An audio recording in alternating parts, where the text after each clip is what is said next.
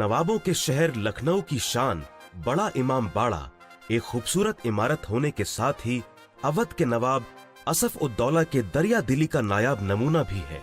क्या आप जानते हैं कि नवाब साहब ने बड़ा इमाम बाड़ा का निर्माण इसलिए कराया ताकि उनके प्रांत के लोगों को रोजगार मिल सके और कोई भूखे न मरे। 17वीं सदी में अवध प्रांत में भीषण सूखा पड़ा। एक लंबे समय तक पड़े सूखे का असर ये हुआ कि लोगों की खेती बाड़ी पूरी तरह से चौपट हो गई। बहुत से लोगों के पास न खाने को अन्न बचा, न ही कोई रोजगार का कोई साधन। जनता को इस परेशान हालात से निकालने के लिए शुरुआत में बिना इमारत के किसी नक्शे और प्लान के नवाब असफ उद्दौला ने सन 1785 में इस इमारत के निर्माण का काम शुरू किया।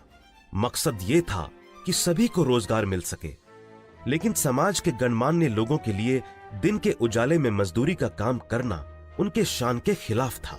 ऐसे में यह प्रावधान रखा गया कि आम जनता दिन के उजाले में इमारत की मीनारें बनाकर तैयार करे और रात में कम रोशनी में प्रांत के गणमान्य लोग इन मीनारों को तोड़ने का काम करें।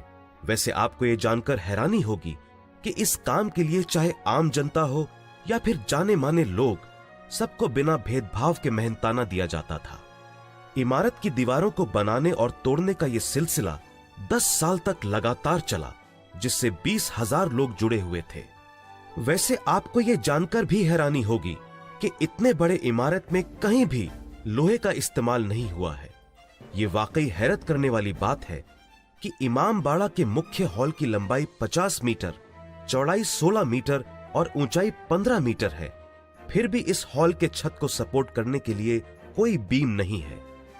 यह विश्व का सबसे बड़ा इस तरह का गोलाकार इमारत है। हालांकि बिना किसी बीम के सपोर्ट के बने इस गुंबदकार इमारत की मजबूती के लिए इस इमारत के वास्तुकार हाफिज किफायत उल्लाह ने यह तय किया कि इसकी छत को खोखला बनाया जाए और कुछ इस तरह भूल भुलैया बड़ा इमाम बाड़ा का हिस्सा बना, जिसमें 489 एक तरह के दिखने वाले दरवाजे हैं और हजारों रास्ते हैं जहां आप गुम हो सकते हैं। भूल भुलैया के गलियारों को खास तौर पर खोखला बनाया गया और मजेदार बात यह है कि लंबे लंबे गलियारों में अगर एक छोर पर कोई बात कही जाए तो दूसरे छोर पर खड़ा इंसान उसे साफ साफ सुन सकता है। भूल भुलैया की दीवारों के बारे में कहा जाता है कि इनके निर्माण में उड़द की दाल, बड़ियां, चावल की लुगदी और बेल का गूदा जैसी चीजों का भी इस्तेमाल हुआ है।